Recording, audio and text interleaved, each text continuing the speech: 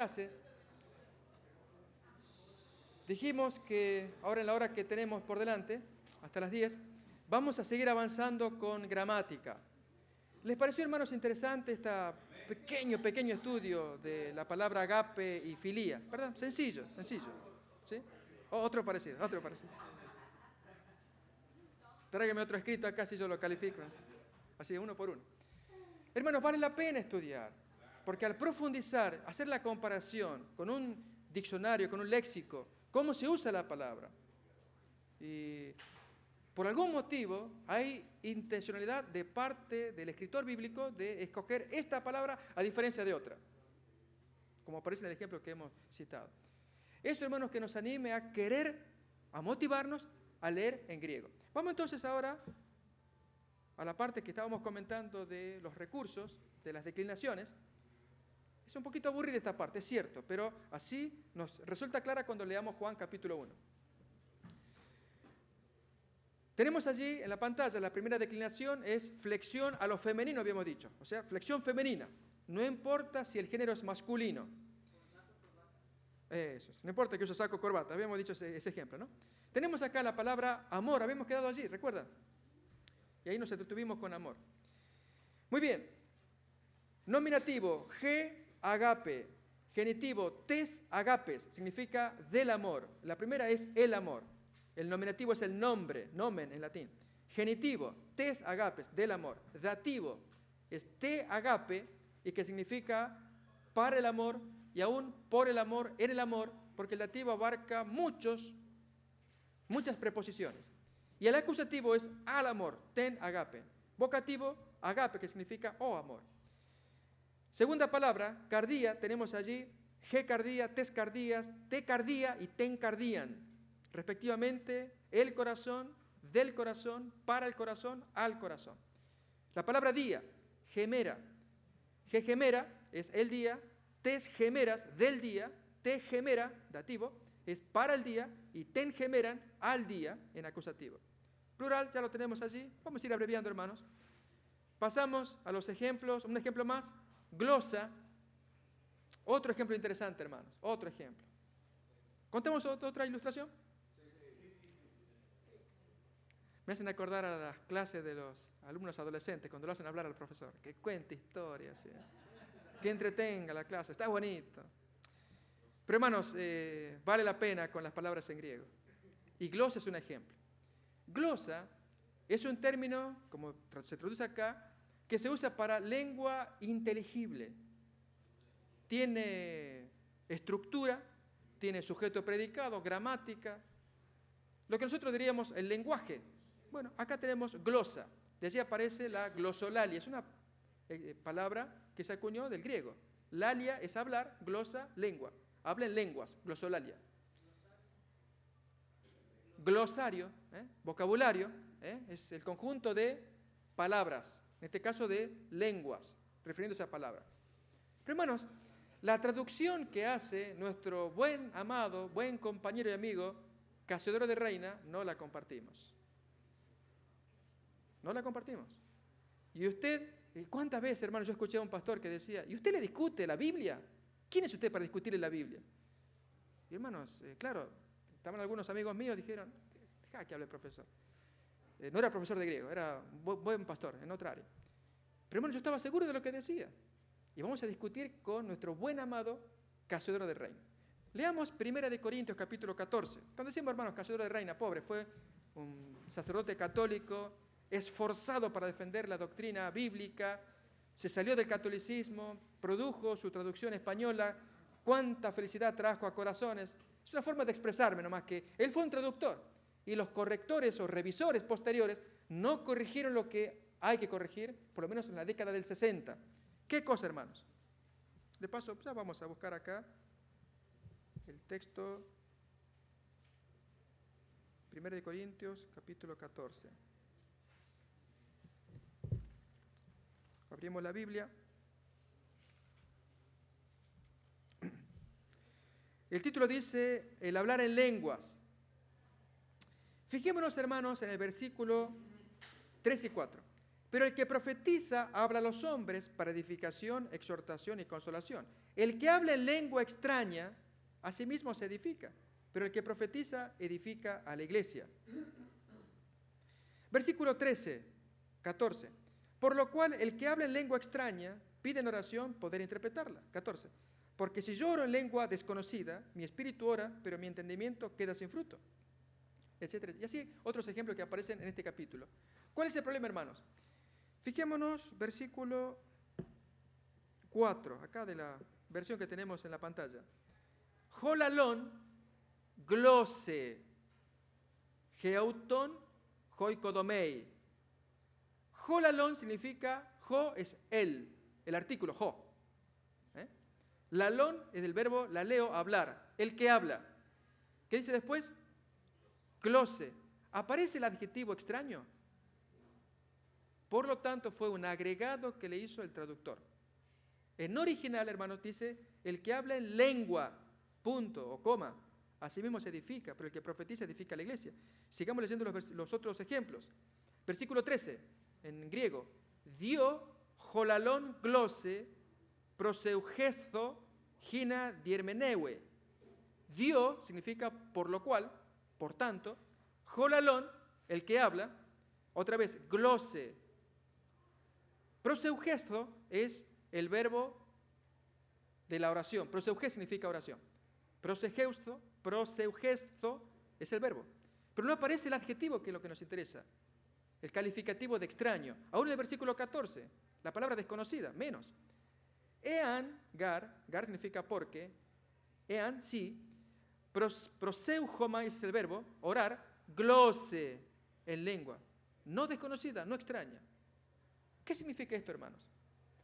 Los evangélicos se han tomado este versículo para decir que el hablar en lenguas es un jeringonzo o jeringonza afirmado por la palabra de Dios, que es lengua extraña, lengua desconocida, sin ton ni son. Así dice la Biblia.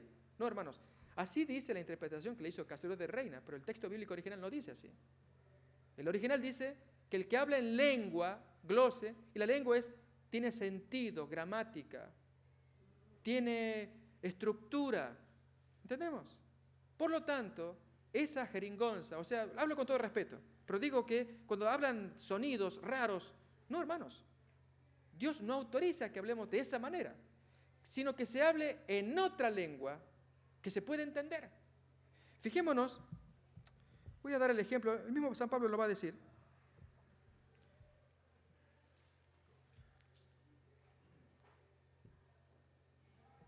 Leamos el versículo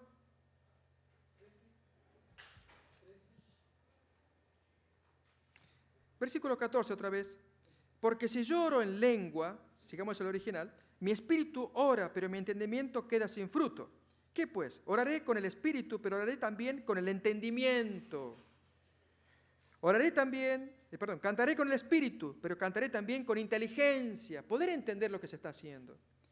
Porque si bendices solo con el espíritu el que ocupa el lugar de simple oyente, ¿cómo puedes decir amén a tu acción de gracias? Porque no sabe lo que has dicho. Pero no sabe, hermanos, porque está hablando en otra lengua articulada, desconocida, ¿cierto? Pero con sentido. Está hablando en polaco, está hablando en ruso, está hablando en tahitiano, en otra lengua. Pero tiene sentido, no en jeringonza, que esa lengua no existe. ¿Entendemos? El 13. Por lo cual el que habla en lengua pide en oración poder interpretarla. Versículo 11. Si yo ignoro el valor de las palabras, seré como extranjero para el que habla, y el que habla será como extranjero para mí. Así también vosotros. El apóstol San Pablo enseña el valor de las palabras, que si uno ora en otra lengua, que esa lengua, hermanos, tiene que ser glose, no jeringonza. No es lo mismo glose o glosa que estamos estudiando acá, con esas articulaciones sin sentido, gritos o cosas raras que jeringonza. Qué importante, hermanos, conocer entonces el significado en el original. Cuando la persona está hablando en lengua, cuando algún evangélico dice hablar en lenguas, tiene que hablar en lengua, hermanos, ya sea en rumano, polaco, algún idioma que tenga articulación, sujeto, predicado y todo lo demás, aunque no lo entendamos, no importa. Entonces alguien viene e interpreta, está hablando lo que está diciendo, yo sí lo entiendo. Eso es glosa, es lo que estamos leyendo acá. Si dijera glosa extraña, aparecería en el texto, y el texto no lo trae.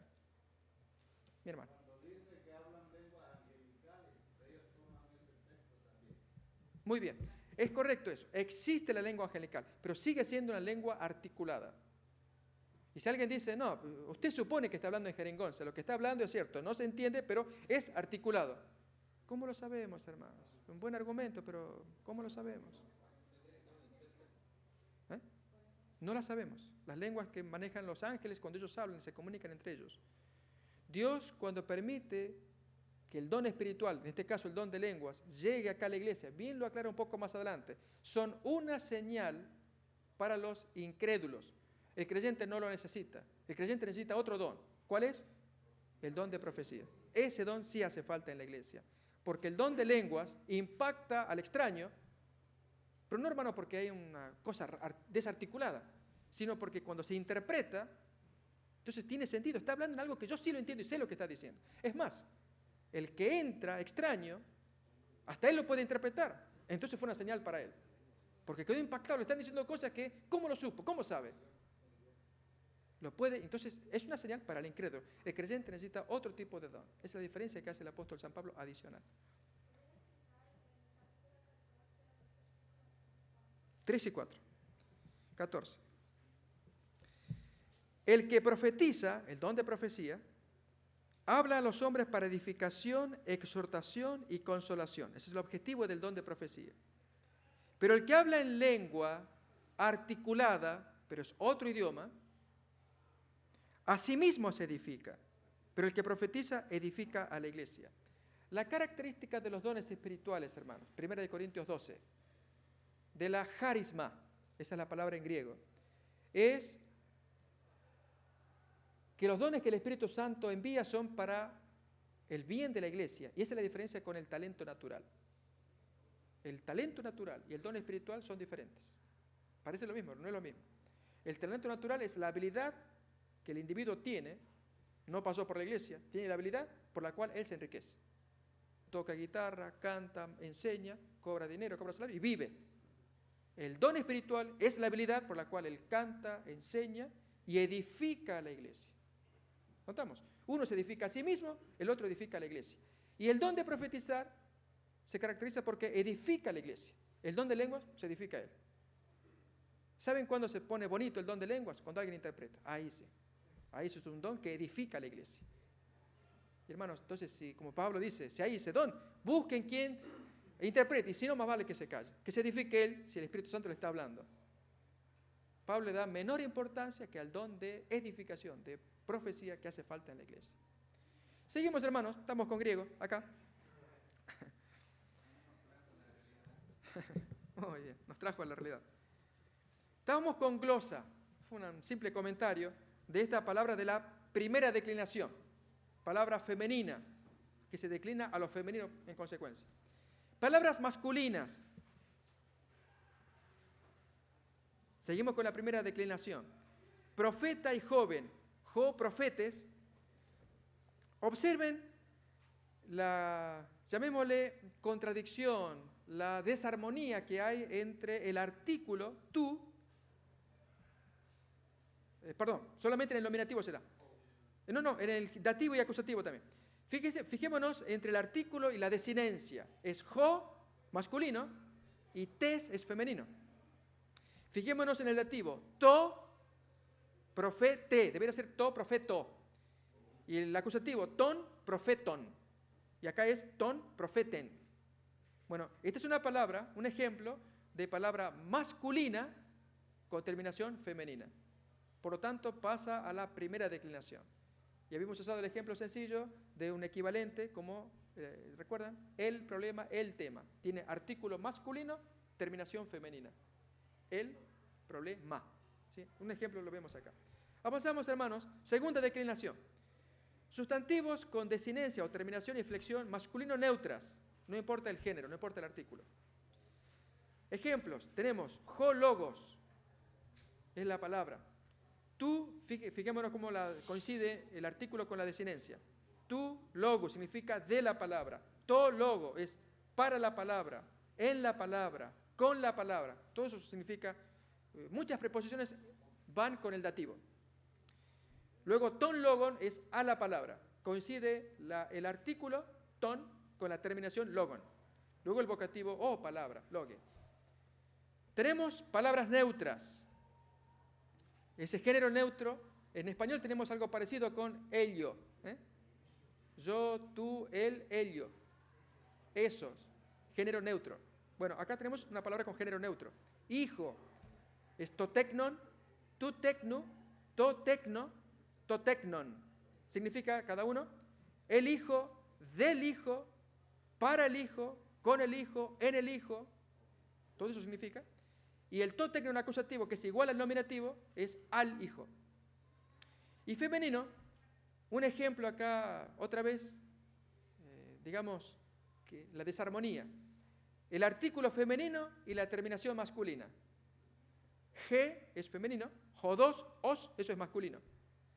Como ocurre con un ejemplo en español. ¿Recuerdan qué ejemplo? Tiene artículo femenino y la palabra tiene terminación masculina. La, una palabra, mano. Ese es el buen ejemplo, ¿eh? La mano. La es femenino, mano termina.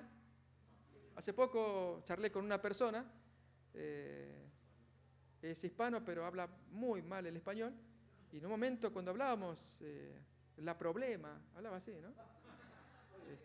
Claro, y entonces en su mente, que tiene una mente hispano, nacido acá, pero le cuesta hablar español, y hace la sintaxis, la armonía entre el artículo y el sustantivo. Y hermanos, aquí en este caso sucede algo similar. Cuando buscamos el artículo que encaje con la terminación del sustantivo, y deben encajar normalmente, pero a veces hay, como en este caso, ejemplos de excepciones. Es un buen ejemplo acá, G-J2. Significa el camino. Tes, jodú. Ahí vemos que no encaja. El artículo es tes, debería ser jodés. Te, el dativo, jodé, el dativo de jodó. Ten, jodén. Y no es así. Significa tes, jodú, del camino. Te, jodó, es al camino, para el camino, en el camino, con el camino. Ten, jodón, es al camino, en forma acusativa. Luego los plurales que ya tenemos ahí. Tercera declinación. Sustantivos con desinencia y flexión masculino neutras, irregular. No importa el género tampoco o el artículo. Y paz, pasapan es el caso más conocido, famoso también. Se utiliza muchísimo ese ejemplo. Lo leemos juntos. A ver, hermanos, para que yo sugiero que lo repitamos, así lo vamos memorizando. Paz, pasapan, vamos a leer masculino, femenino, neutro. Paz, pasapan. Pantos, pases, pantos. Pantí, pase, pantí. Panta, pasan, pan. Pantes, pasa y panta. Panton, pasón, panton. Pasin, pasais, pasin. Pantas, pasas, panta. Ahora repetimos las palabras, pero en sentido vertical. Pas, pantos, pantí, panta. Eso es masculino, femenino ahora. Pasa, pases, pase, pasan. Está rápido, pero así se hace una mezcolanza, no importa, pero tenemos que practicar. Cuanto más practiquemos en casa, mejor. Esto se nos va a grabar. El neutro, pan, pantos, pantí, pan. Muy bien, plural ahora, masculino. Más lento. Pantes, panton, pasin, pantas. Otra vez, pantes, panton, pasin, pantas. Muy bien. Femenino, pasai, pasón, pasais, pasas. Neutro, panta, panton, pasin, panta. Puede costar un poco, hermanos. Lo tenemos que memorizar. Porque cuando nos encontremos con Juan 1 o cualquier porción del Nuevo Testamento, nos encontramos con estas terminaciones y ¿qué hacemos? Memorizando, hasta que sabemos que esto es genitivo, plural, genitivo singular, etcétera, etcétera. Memorizando estas declinaciones. Vamos a los ejemplos. El primero es, acá, arjon, príncipe. Arjon, arjontos, arjonti, arjonta. Significa literalmente, arjon es el príncipe, del príncipe, aunque falta el artículo, no está puesto, del príncipe, dativo es para el príncipe y acusativo al príncipe. ¿Sí? Siguiente, padre. Pater, patros, patri, patera. ¿Repetimos todos? Pater, patros, patri, patera. Número 4. La palabra esperanza. El pis, el pidos, el pidi, el pida.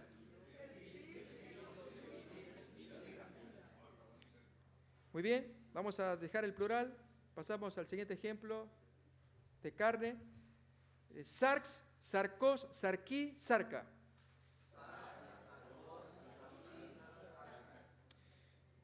De el rey, número 6, basileus, basileos, basilei, basilea.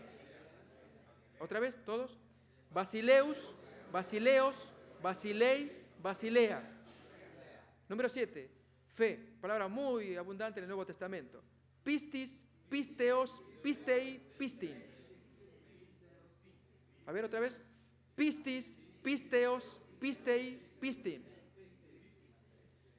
Y los dos últimos ejemplos, en singular, pneuma, pneumatos, pneumati, pneuma.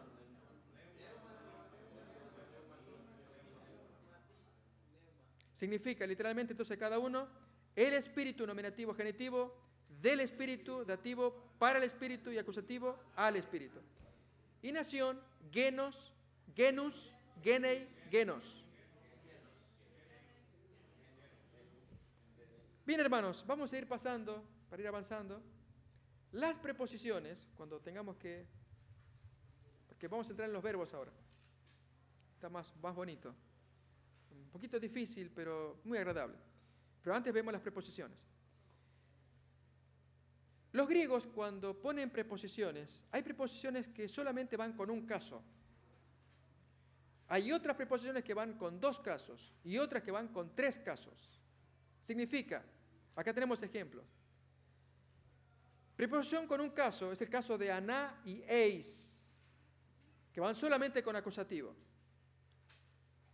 Y el significado de aná es distributivo, de a uno, uno por uno. Ya vamos a ver el ejemplo. Y eis va con acusativo y significa hacia. Leamos los ejemplos, hermanos. Lucas capítulo 10, versículo 1. Lucas 10.1. Buscamos acá el texto.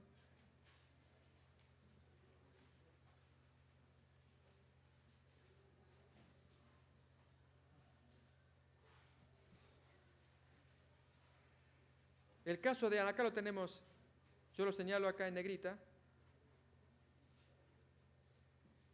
Ahí tenemos, aná. Se pronuncia así, aná. Notemos, después de estas cosas, leemos en español, designó el Señor también a otros 70, a quienes envió, notemos, de 2 en 2. Y aquí tenemos, estoy señalando, Kai es I, a Pesteilen envió a ellos, y Aná es de a, uno por uno. Entonces, en este caso es dúo. Pero Aná es la preposición que se utiliza con las palabras que siguen que están en acusativo. Más claro el ejemplo, vamos a buscar en Mateo 9.7 ahora. Buscamos nuestra Biblia, Mateo 9.7. Entonces él se levantó y se fue a su casa. Notemos acá. Kai, egerceis, y se levantó. Literalmente sería levantándose. Apelcen se fue, eiston oikon autú, hacia su casa. Entonces, esta preposición que yo señalo ahora en negrita, eis, va siempre con acusativo. Fijémonos, el ton es acusativo, oikon va en el acusativo, y autú está en genitivo porque es a la casa de él. Autú es de él. Simple ejemplo, hermanos, y vamos a ver las definiciones. Con dativo tenemos las preposiciones en y sin. En y sin. Sin. Sin. Tenemos los ejemplos. En significa en, entre, por medio de. Y algunos ejemplos que están puestos allí. Sin significa juntamente con. Con genitivo. Anti. Significa por en lugar de. A ver, hermanos, vamos a buscar Mateo capítulo 5, 38. Vamos a ver un ejemplo que nos puede interesar. Mateo 5, 38. Acá. Fijémonos. Oíste que fue dicho ojo por ojo y diente por diente. Ecúsate, este es el verbo para oír. Joti es que, errece, significa fue dicho. Oftalmón, de ahí viene oftalmólogo, se pronuncia oftal. Oftalmón, anti-oftalmú. Kai odonta, anti-odontos. Fijémonos esta palabra anti. Al estar con acusativo, oftalmón, acá esto es genitivo, es lo que tenemos acá. Leemos, anti con genitivo. En lugar de. Fijémonos cómo podemos traducir. Oíste que fue dicho, ojo en lugar de ojo y diente en lugar de diente. Se puede traducir, porque la palabra, en algunos casos, hermanos, cambia el sentido. Y ahí se enriquece mejor la traducción. A veces el matiz es muy pequeñito, pero se puede cambiar la traducción. Resumiendo, no nos apeguemos literalmente a la Reina Valera, sino al texto griego y saber que si se usa tal preposición, tiene un matiz. Y hermanos, a ver, vamos a hacer un ejemplo. Ya que estamos leamos la preposición en cuestión y busquemos el texto. Abramos la Biblia, estamos en 1 Corintios capítulo 15, el bautismo por los muertos.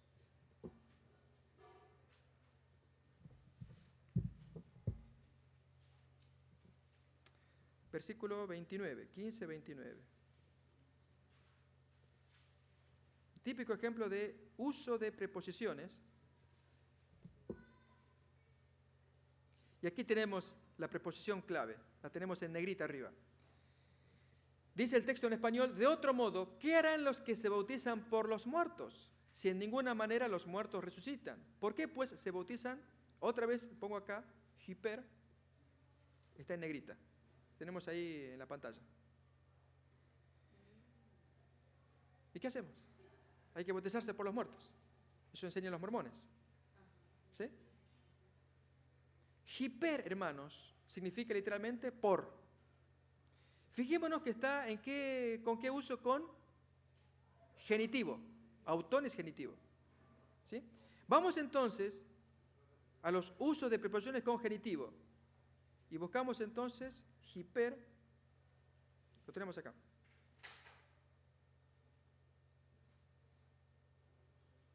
Tenemos con dos casos.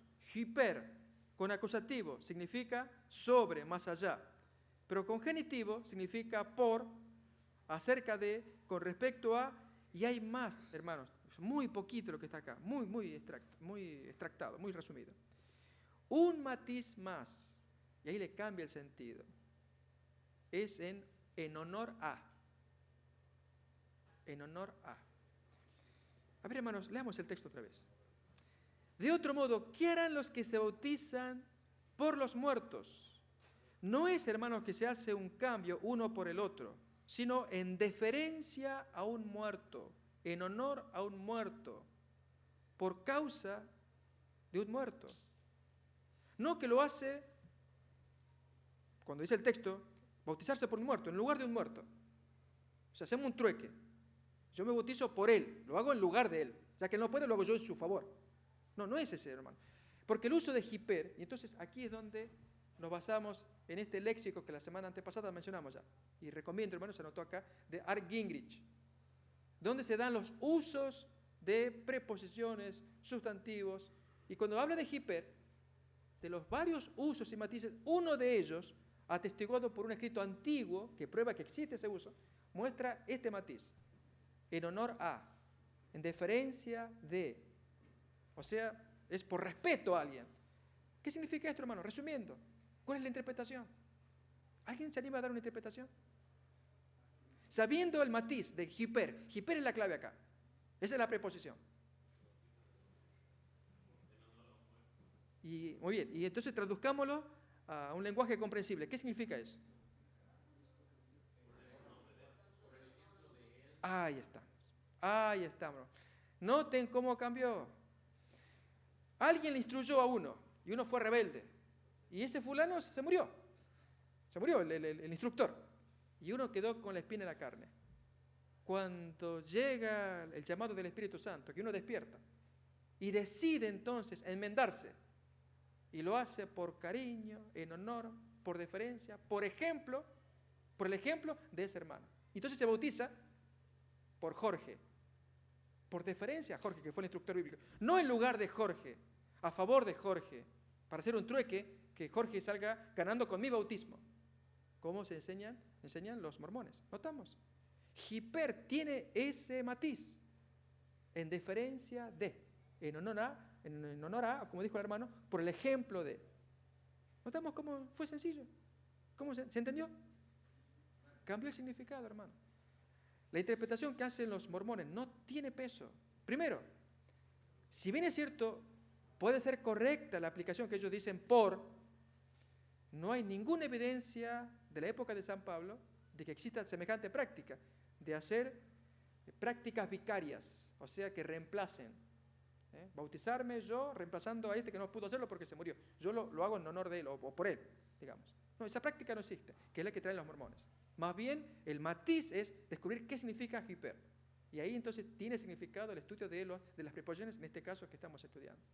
¿Sí? Avanzamos, hermanos, un poco más. Yo sugiero que ustedes, para ir abreviando, hay más material, entonces las preposiciones vamos a dejar acá, y tenemos los vocabularios, que vamos a ver con Juan, capítulo 1. Hermanos, antes de avanzar, ahora vamos a repasar este vocabulario, así ya cerramos esta parte y nos introducimos. Mañana yo pido que traigamos la gramática. ¿Trajeron la gramática? ¿Trajeron? De la gramática griega. Si mañana pueden venir, traigan todos, que vamos a estudiar la gramática. Traigan también, falta todavía para que cerremos, así que menciono, las copias que se entregó hace 15 días, de las 6 primeras, las que siguen, tiene que ver, son estas, del verbo griego, están escritas no así, sino así, junto con las conjugaciones. Es el material posterior, las 6 primeras hojas, ya vamos a dejar, pasamos a las siguientes. Eso vamos a estudiar mañana. Hermanos, en los minutos que tenemos. Es posible que el pastor que no las haya entregado. Él me dijo que... Ok, entonces se van a entregar para mañana. O las pedimos ahora para ir leyéndolas, teniéndolas al menos, y así las repasamos mañana. Hermanos, voy a recomendar, como hay que avanzar, ¿no?, que ustedes puedan leer el vocabulario. Y sí quiero dar lugar a aprovechar los minutos que tenemos para responder inquietudes del texto bíblico. Así como 1 Corintios 15, 29 que salió. ¿Tenemos en mente otro versículo que sea difícil de interpretar, del Nuevo Testamento especialmente? Sea del problema que fuere, de la interpretación que fuera, no importa. Cuando Pablo dice que los que están en la carnicería, cuando dice acerca de los que están en la carnicería, no se pregunten de ellos. Porque recientemente tuve un problema con una persona que decía que Pablo dice, pero lo que está en la carnicería se puede consumir. Sí. Entonces, ¿cuál es la interpretación de ese texto? Ok. Recordemos, hermanos, que hay problemas de tipo textual. En ese caso no sería problema textual. Textual significa que si hay que escoger una variante, si en el texto griego, ¿cómo dice? ¿Dice así carne o dice carne de soya? ¿Qué dice el texto original? No, es carne, está. Por lo tanto, el problema de ese versículo va no por el original griego, sino la interpretación ya para nuestros días, la aplicación que damos al versículo. Y ya es de otra naturaleza. Con respecto a eso, hermanos, no hay problema.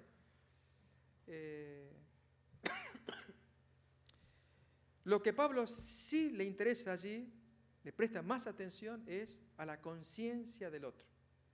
Tú sé libre en Cristo para comer lo que te den. Pero si hay alguien que te dice, no, perdón, usted va a comer carne, usted puede comer carne sacrificada a los ídolos, no lo comas. El ídolo no es nada, no tiene valor, es un invento que hizo la gente. Y si la carne, tú tienes hambre, la comes, pero no lo hagas en este caso. Porque el hermano que te preguntó, si preguntó porque tiene algún prejuicio. Y si tú contaminas, él queda contaminado. Si tú comes, él queda contaminado. Entonces no lo hagas por amor a él. Pero surge la pregunta, ¿pero podemos comer carne? Miren, mis hermanos, en Pablo no se advierte la reforma pro salud. No significa con esto, hermanos, que este servidor está promoviendo que comamos carne. No. Por favor, soy defensor de lo que Dios nos reveló por la profetisa Elena de White. Que quienes lo apliquen, quienes lo cumplen, quienes lo practiquen, los hay del bando de los buenos y los bandos de los otros. Okay. Pero en el caso de Pablo, que uno quiere ver, pero yo quiero ver el régimen vegetariano en Pablo. Y veo carne allí, ¿cómo es eso? Que Pablo no está pensando en el régimen vegetariano. Él está hablando del problema de la mente y tomó el ejemplo de la carne. Ahora, recordemos, hermanos, que la luz es progresiva. Y si bien en los días de Pablo Jesús comió carne, hoy, hermanos, la luz que Dios nos dio por medio del Espíritu de profecía es que vayámonos absteniendo de ello.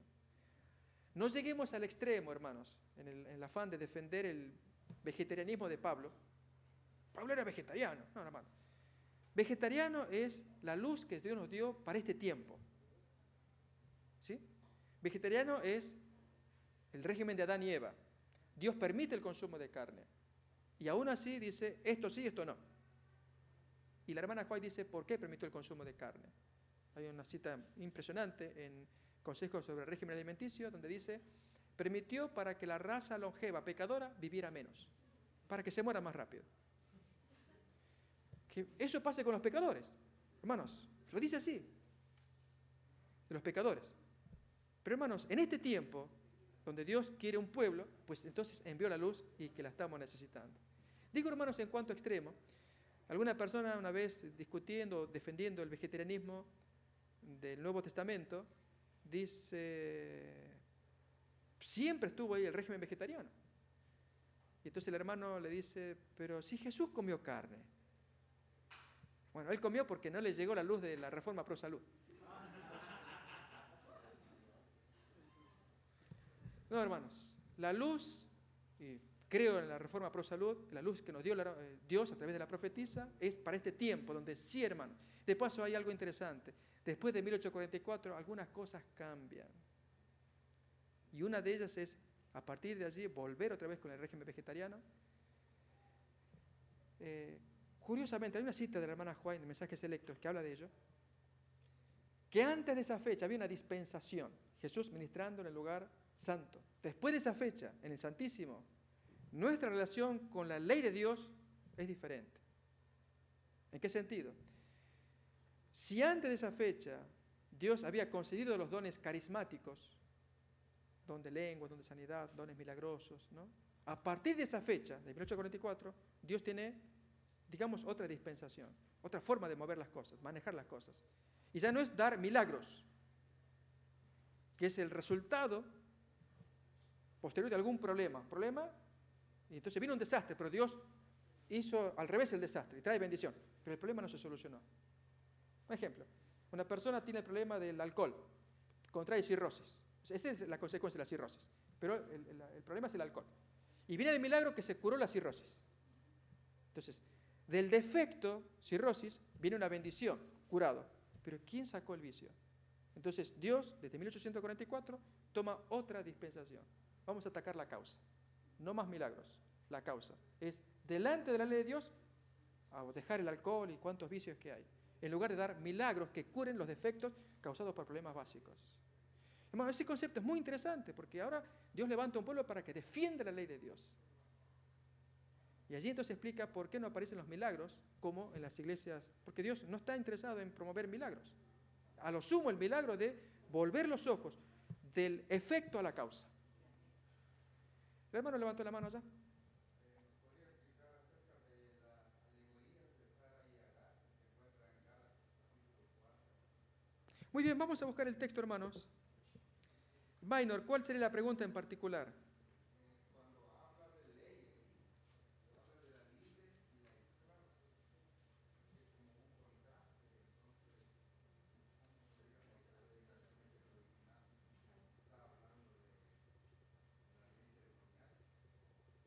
O la pregunta va por ese lado entonces. Entonces, vamos a buscar otro ejemplo más bonito, Minor, que es el tema del ayo, que aparece en Gálatas 3:24. Ahora buscamos el texto. Es el de Marcos 16, 17. Ok, que es el final largo de Marcos. Es otra cuestión que ahora vamos a ver. Muy bien, en los minutos que tenemos. Hermanos, de paso, ya se nos van a vencer los minutos. Quisiera hacer una promoción a quienes les interesa. Yo les comenté que estaban los Nuevos Testamentos. Este servidor preparó un material que lo quiere poner a disposición de los que les interesa, que es este CD que ustedes están observando allá arriba. Pero antes comento, hermanos, de los libros bien armados que tenemos en español. En inglés los hay mejores. Dije yo de este Nuevo Testamento de Francisco de la Cueva, es un solo tomo, y el primero de 4 tomos del Antiguo Testamento interlineal. Este es interversicular, no es lo mismo, es un versículo y abajo va el otro versículo en español, mientras que acá es línea en hebreo, una sola línea y una línea en español y palabra por palabra. Acá no, directamente el texto, y en un sentido favorece acá, porque acá se lee al revés, en hebreo hay que leer de derecha a izquierda, mientras que acá, por ejemplo, vamos a ver un texto, después volvemos a Gálatas, vamos a cualquier texto del Antiguo, Malaquías. Acá dice, Mashá Debar Adonai, Jehová, El Israel Beyad Malachi. Yo leí desde la derecha hacia la izquierda, según vemos acá esta línea. Pero la forma en cómo se lee, como leemos nosotros, es de izquierda a derecha. ¿Sí? Entonces, cuando uno va a estudiar estos libros, tiene esa dificultad, que hay que saber leer desde, como está en el original, en hebreo, de derecha a izquierda. De allí que este material está diferente, está puesto así para que lo leamos fácilmente. Tienen un costo, hermanos, estos libros. Yo no los vendo hoy, sino que quien le interese, están a aproximadamente $35 cada uno. Son 4 del Antiguo y 1 del Nuevo, son 5 por 35, $175 más o menos. Y tenemos un buen material en español. ¿Sí? Lo que hizo este servidor es preparar este CD y lo pone a quien lo desee en $50, que es el trabajo de 7 meses. Hermanos, solamente es... Mi esposa me dice, tú trabajaste en esto, le robé tiempo a ella, a los chicos, porque me entusiasma, es una cosa que me apasiona, ¿no? No obstante, les cuento, hermanos, que hay mejores CDs que este. Está el CD de CompuBiblia, está tres veces más, que trae el texto, y el de la Biblia Words, $500, completo. Tiene todas las traducciones, además de hebreo, griego, pero para quien tenga el dinero y quien quiera profundizar lo puede hacer. Buen material, pesado, muy bonito. Pero este es sencillo, está todo el texto, uno lo puede ver y guiarse y estudiar. Así que, como decían hermanos, vamos al libro de, si de paso alguien tiene interés, luego me ve, entonces yo traje 3 copias nomás. Y entonces después, a quien le interese, puede llevarse, ¿no?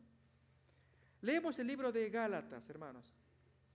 Nos guiamos, de paso está hecho en Word. A quien le interese, en Word, entonces yo del lado izquierdo tengo el mapa, acá, de este lado, el mapa del documento, entonces aprieto Gálatas, ya me sale, aprieto el capítulo 4, y entonces vamos a, 3 era, perdón, 24. Leemos en español y subrayamos la palabra que nos interesa. 3:23. Pero antes que viniese la fe, estábamos confinados bajo la ley, encerrados para aquella fe que iba a ser revelada. De manera que la ley ha sido nuestro ayo. Y acá, hermanos, es donde subrayo. Acá. Paidagogos. Esta es la palabra. Ayo. Para llevarnos a Cristo a fin de que fuésemos justificados por la fe. Pero venida la fe, viene un pensamiento tan precioso de San Pablo, tan bonito, que los adventistas deberíamos estar felices y decir amén con lo que leemos a continuación. 3:25. Pero venida la fe, ya no estamos bajo ayo, pues todos sois hijos de Dios por la fe en Cristo Jesús. En otro lado, Pablo dice, estamos libres de la ley. ¿Decimos amén, hermanos? No los escucho con seguridad. ¿Estamos libres de la ley? No hay seguridad, hermanos. no da la solución. Yo trato de repetir como dice San Pablo. Compara la ley con un ayo, paidagogos, de ahí viene la palabra en español, pedagogo, para llevarnos a Cristo. Y luego que entramos a Cristo, ya no hace falta el paidagogo, el ayo, y estamos en Cristo. Estamos, por lo tanto, libres del pedagogo porque estamos en Cristo. ¿Decimos amén? Con seguridad, hermano. No entiendo, no, ya me hizo decir amén y no estoy convencido. No me gusta este jueguito. No, hermanos. La clave en San Pablo es ver, en este caso, paidagogo va a ayudar a tener luz. Justamente la palabra en griego nos va a ayudar. El paidagogos, o paidagogos es la pronunciación correcta, pedagogos, era el esclavo que en la época de Pablo, en el mundo griego, los dueños de casa pagaban, alquilaban, para que, la palabra se compone de dos términos, paidos, que significa niño, y el verbo de, el verbo de agogeo, que es llevar a un niño, conducir a un niño. El pedagogo es quien conducía a un niño para llevarlo a la escuela, para que allí el maestro lo instruyera al niño, y el dueño, el papá, ponía la educación en los hombros del pedagogo, del esclavo. Era un esclavo. De modo entonces que ese niño, guiado por el esclavo, era llevado y entonces iba al maestro que le iba a enseñar urbanidad, matemáticas, cortesía, ciencia, todas las disciplinas. Luego que el niño venía, el paidagogos lo llevaba a su casa y el padre observaba el crecimiento, el desarrollo del crecimiento del muchacho. Pero cumplida cierta edad de aprendizaje, el padre hacía un examen al muchacho, a ver si realmente el paidagogos había hecho su función. A ver cómo están tus matemáticas, tu urbanidad, tu cortesía, tu conocimiento, etc. Y entonces cuando el muchacho respondía satisfactoriamente, ya el padre lo reconocía como hijo, o sea, era su hijo siempre, pero ahora vas a estar bajo mi tutela. Tu educación ya pasó guiado por el paidagogos. En consecuencia, el dueño le pagaba el dinero al esclavo y lo despedía. Ya había hecho su función, que era conducir al niño. Hermanos, Dios hizo exactamente lo mismo con el mundo al proveernos la revelación del Antiguo Testamento, que incluye la ley. Fijémonos, vamos a leer los versículos anteriores. Versículo 22.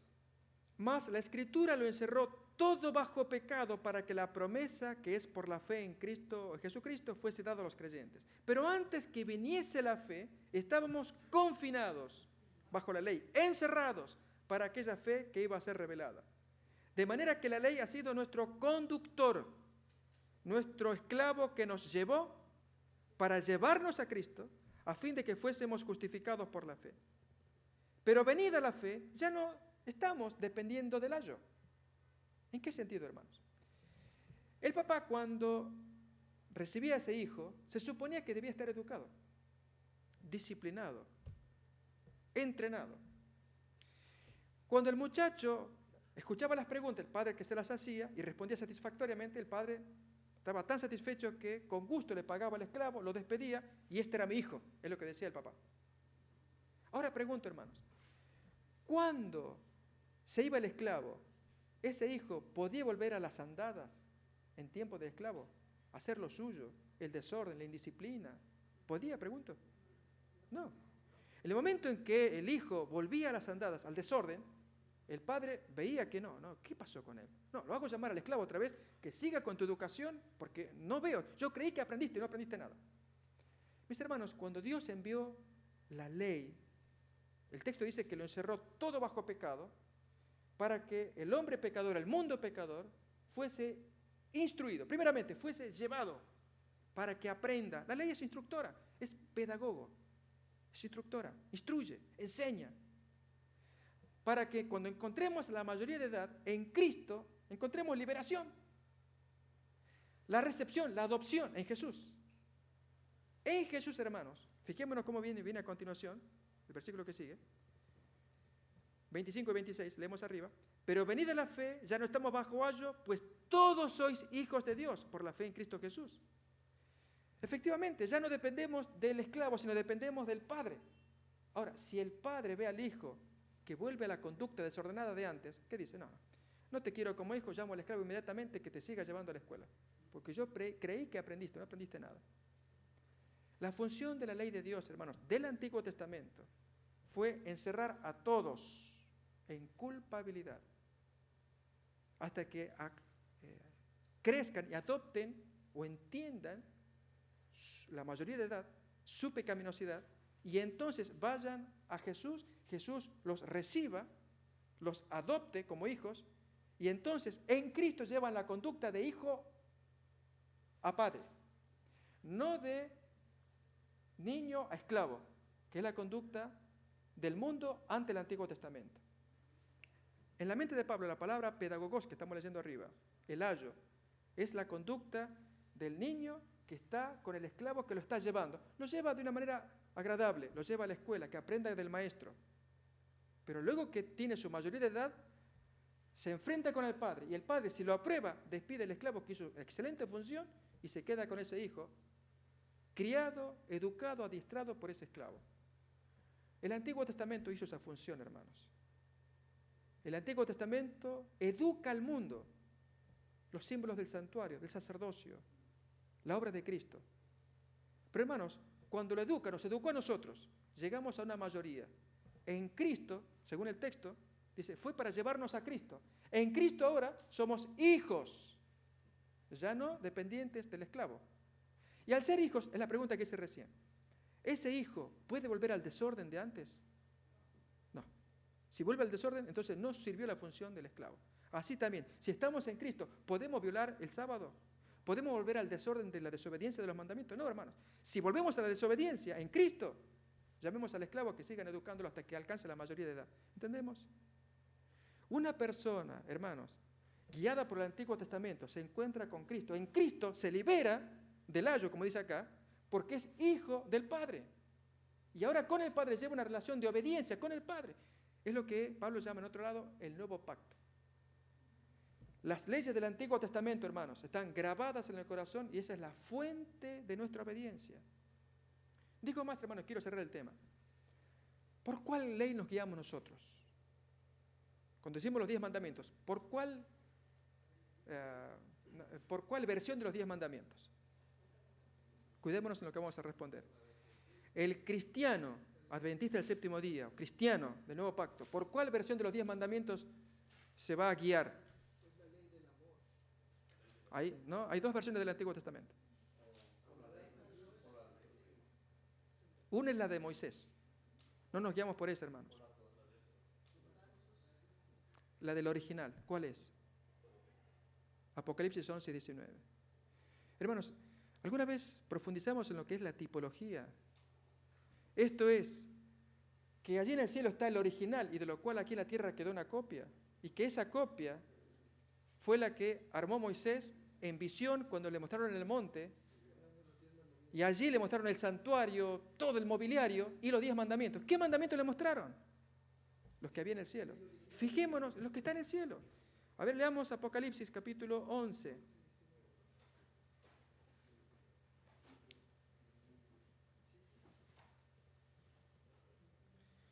Once y 19.